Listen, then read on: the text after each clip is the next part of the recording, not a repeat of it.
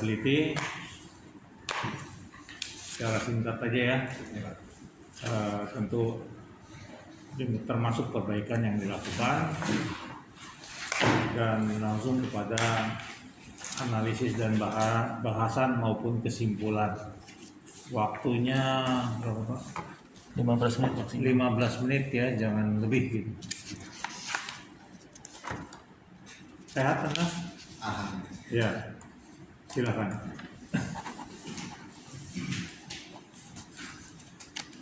Assalamualaikum warahmatullahi wabarakatuh.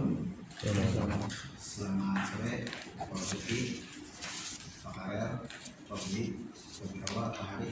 Saya akan menjelaskan perancangan tata letak fasilitas ruang produksi dengan metode 5S pada PT Sumber Papua Abadi.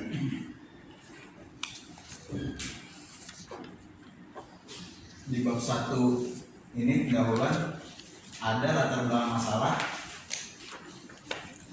rumusan masalah, tujuan dan manfaat, batasan masalah, sistematika penulisan.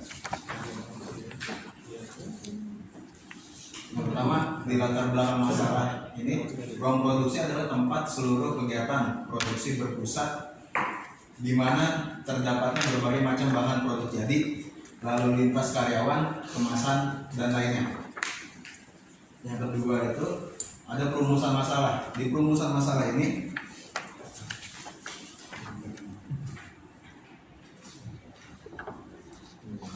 ada bagaimana meningkatkan efisiensi proses produksi sejak dari penerimaan bahan yang tidak teratur hingga pengemasannya dengan mengatur ulang tata letaknya. Yang kedua, bagaimana penerapan 5S bisa meningkatkan efisiensi dalam perbaikan tata letak. Yang ketiga, apakah perbaikan ulang tata letak bisa menggunakan pertimbangan prinsip 5S.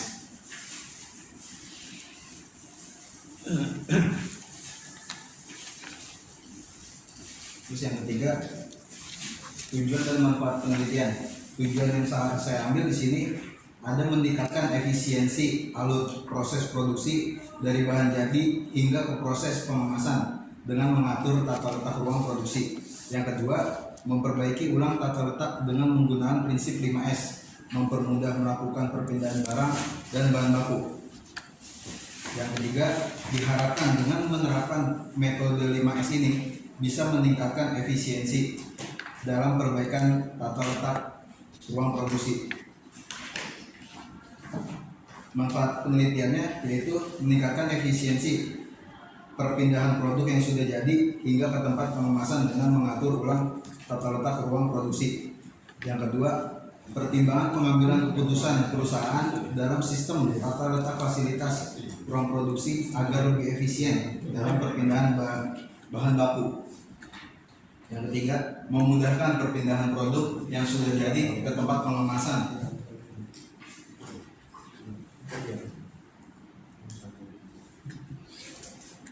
Lalu ada batasan masalah. Batasan masalah yang pertama itu analisis tata letak hanya menata letak material bahan baku pada PT Sumber Papua Abadi. Yang kedua, peneliti tidak membahas biaya akibat perencanaan tata letak fasilitas ruang produksi yang baru. Yang ketiga, data yang diambil untuk penelitian dari bulan Februari tahun 2020 hingga Maret 2020. Yang keempat, tidak adanya penambahan jenis barang baru di PT tersebut.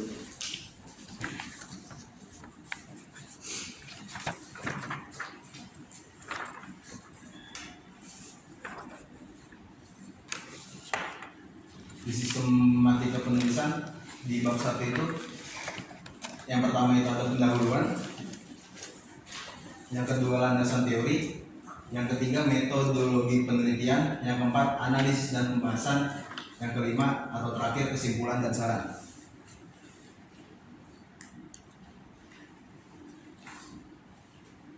Lanjut bab 2 ada landasan teori. Yang pertama definisi tata letak, yang kedua pengertian dan fungsi produksi, yang ketiga pemindahan material, yang keempat space recruitment, yang kelima pengertian 5S.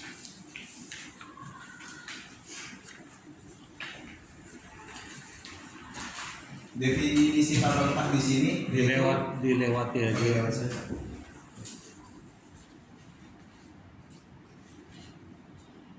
Terus Bab 3 aja langsung. iya. Langsung kemana Pak? Bab 3. Bab 3. Hmm. Ya.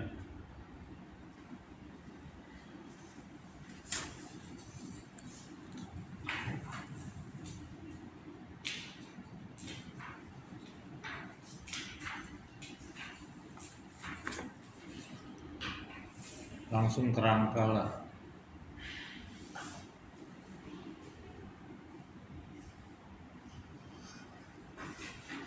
Eh, Maaf Pak, gambarnya kurang jelas. kerangka nih.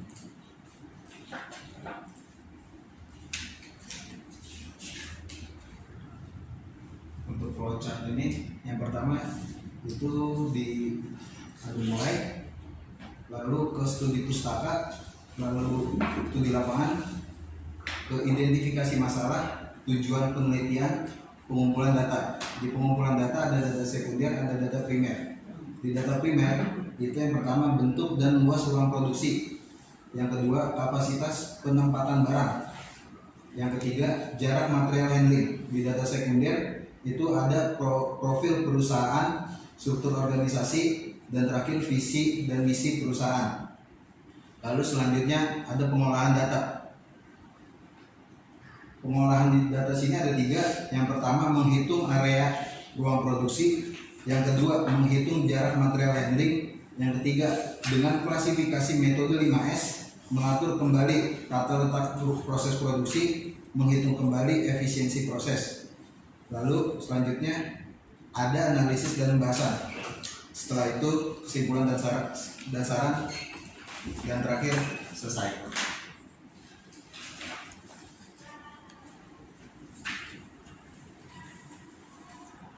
Masuk ke bab 4, analisis dan pembahasan. Yang pertama profil perusahaan, yang kedua pengumpulan data, yang ketiga pengolahan data, yang keempat analisis usulan, dan yang kelima analisis dan pembahasan.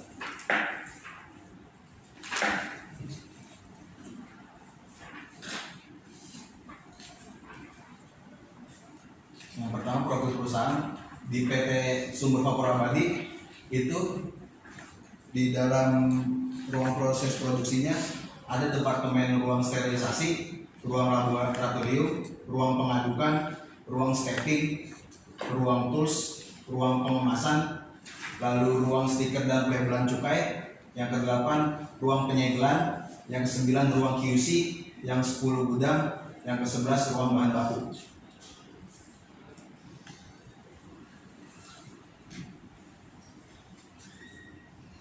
Luas ruang produksi pada PT Sumber Vapor Abadi yaitu 28 meter kali 14 meter persegi. Ini layoutnya. Yang layout pertama yaitu ruang steril, yang kedua ruang laboratorium, ketiga ruang pengadukan, 4 ruang stacking, kelima ruang pengemasan, 6 ruang stiker dan pelabelan, yang ke-7 ruang segel, yang ke-8 ruang quality control, yang ke-9 gudang, 11 ruang bahan baku, 10 ruang bahan baku, yang ke-11 ruang tools.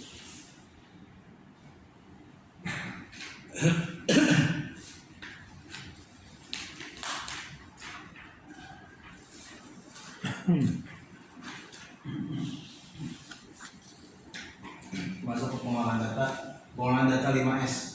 Yang pertama itu seri. Penerapan metode 5S yang pertama seri yaitu langkah penilaian dalam langkah ringkas kegiatan. Yang utama adalah proses memilah barang yang diperlukan dan membuang atau menyingkirkan barang yang diperlukan. Ada tabel observasi seri dengan gambar berikut. Berdasarkan tabel di atas diketahui bahwa dari 7 kriteria hanya 5 yang terlaksana atau presentasinya terlaksana adalah 65%. Adapun kriteria yang belum terlaksana adalah 35%. Terdapat barang yang tidak dipergunakan, tidak terpisah atau dibuang dan belum tersedia daftar stok barang di ruang penyimpanan.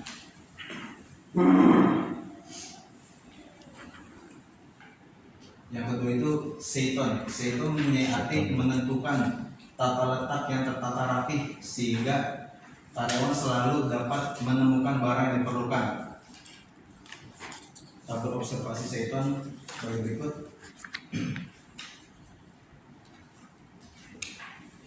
Berdasarkan tabel di atas, diketahui bahwa dari total 7 kriteria hanya 5 yang terlaksana atau presentasinya keterlaksanaannya adalah 71%.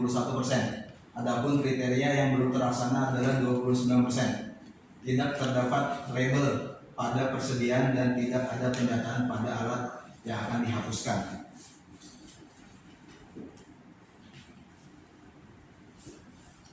Yang ketiga itu ada Seiso. Seiso mempunyai arti menghilangkan sampah, kotoran, dan barang asing untuk memperoleh tempat kerja yang lebih bersih. Untuk tabelnya seperti berikut. Berdasarkan tabel di atas, Seiso keterlaksanaan prinsip Persik terlaksana semua atau presentasinya terlaksana 100%.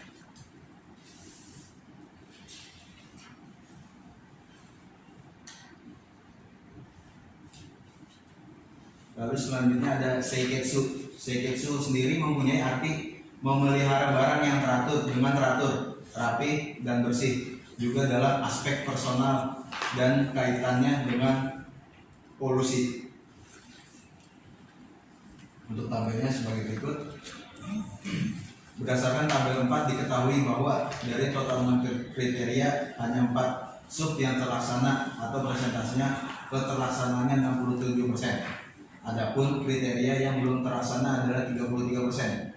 Belum ada prosedur pemeliharaan preventif alat dan tidak ada label pemeriksaan pada alat dan bahan produksi.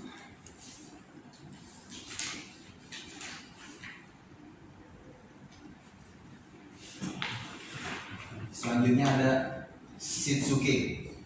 Shitsuke berarti disiplin pribadi. Ringkas, rapih, bersih, dan rawat secara terus-menerus dan menjadikan kegiatan ini sebagai kebiasaan dalam kehidupan sehari-harinya. Dapat menyebut dirinya memiliki disiplin pribadi. Tabel observasi sebagai berikut. Terlaksana atau presentasinya ketercapaiannya yaitu 70% dan belum terlaksana adalah 30%. Karyawan tidak mengisi bon peminjaman, tidak melakukan penandaan pada alat yang sedang diperbaiki dan belum ada pendataan pada alat yang akan dihapuskan.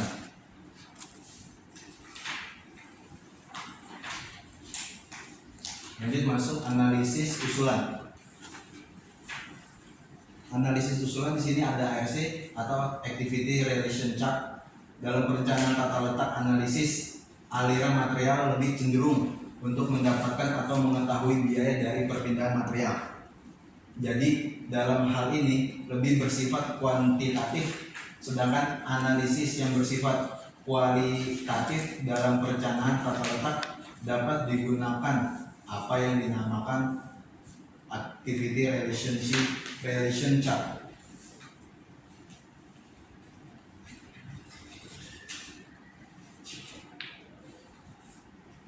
Untuk konversi nilai RC-nya sebagai berikut dan keterkaitan departemen itu sebagai berikut.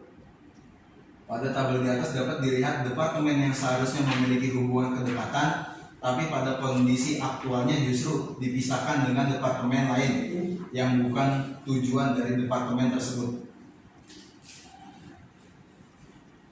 Lalu ini ada hubungan tingkat keterkaitan antar departemen.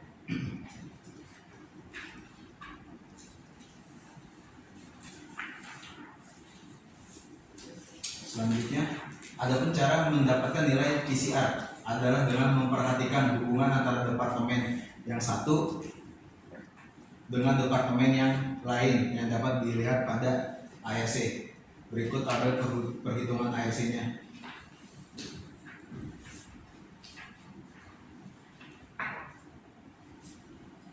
Lalu ini layout usulan. Yang terjadi di sini yang sebelumnya ruang pengemasan dan ruang stiker itu tadinya mepet, sekarang menjadi jauh, dan ruang quality control yang sebelumnya jauh dari gudang sekarang lebih dekat dengan adanya usulan ini.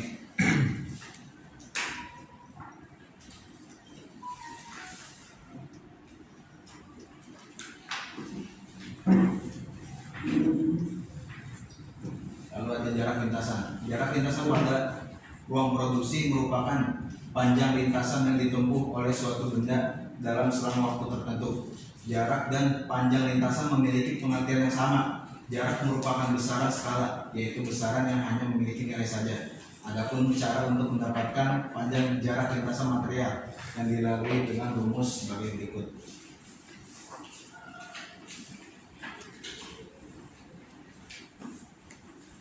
Ini ada jarak lintasan awal. Pada jarak lintasan awal ini itu panjangnya adalah 150 meter untuk keseluruhan.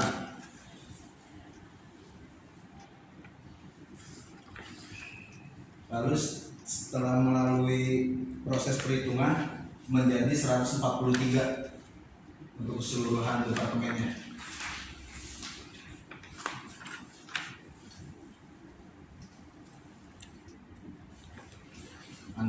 Lanjut ke analisis dan bahasan.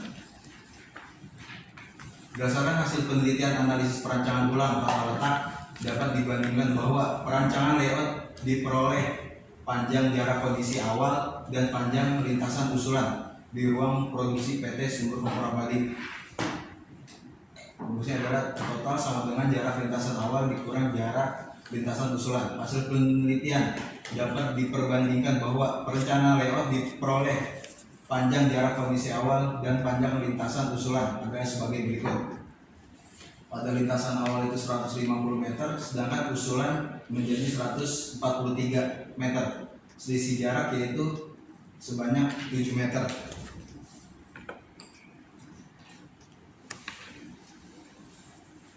Jarak lintasan yang ditempuh material dari setiap peletakan ruang atau departemen pada tata letak awal memiliki total jarak lintasan sebesar 150 meter. Sedangkan jarak lintasan material dengan tata letak usulan berdasarkan frekuensi barang yang keluar dari hasil penelitian memiliki total jarak lintasan yang lebih pendek yaitu 143 meter dengan perbandingan jarak 7 meter dan efisiensi sebesar 4,7%. Lalu dapat disimpulkan bahwa dengan tabel hasil penelitian di atas dengan menerapkan metode 5S serta mengubah tata letak ruang terjadi 47% efisiensi dalam proses melakukan proses pengerjaan produksi barang, maka bisa dikatakan proses pengerjaan produksi barang bisa dilakukan lebih cepat dengan usulan lintasan baru yang dilakukan dengan metode penelitian tersebut.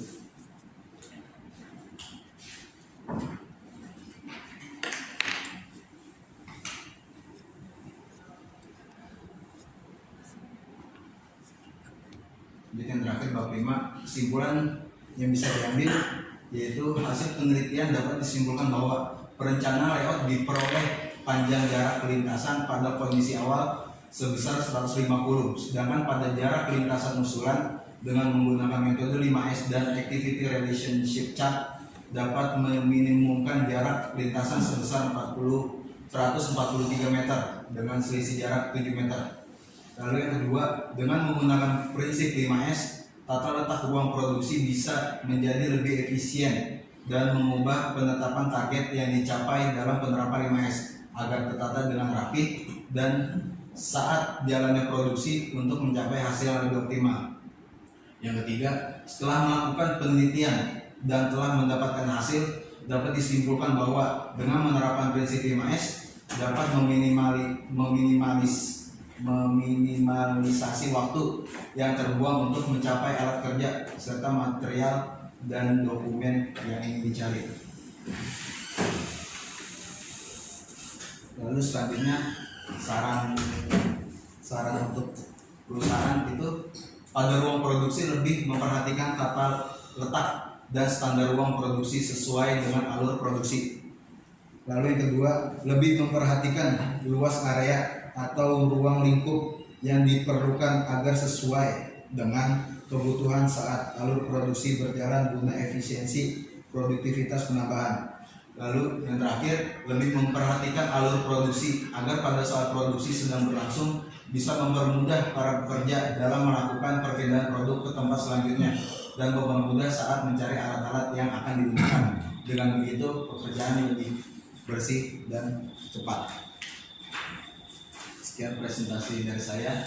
Kurang lebihnya mohon maaf. Wassalamualaikum warahmatullahi wabarakatuh.